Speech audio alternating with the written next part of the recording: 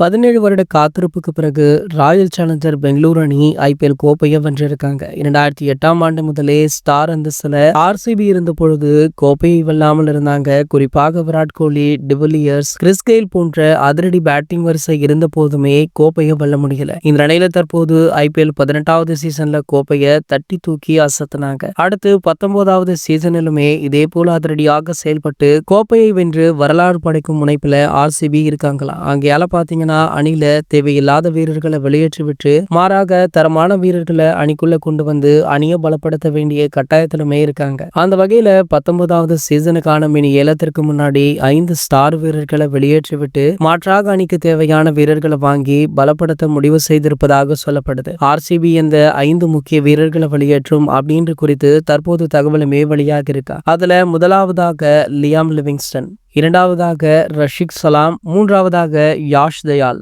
நான்காவதாக நுவன் துஷாரா, ஐந்தாவதாக ஸ்வப்னில் சிங். ஸோ இந்த 5 வீரர்களை தான் இவங்க வெளியேற்றவுமே இருக்காங்களா. இதுல 2 வீரர்களை சிஎஸ்கே வாங்க ஆர்வம் காட்டி வருவதாக தகவலுமே வைரல் ஆகிட்டு இருக்கு. இது போன்ற செய்திகளை பற்றி நீங்க உடனே தெரிஞ்சுக்க நம்ம சேனலை மறக்காம சப்ஸ்கிரைப் பண்ணிக்கோங்க.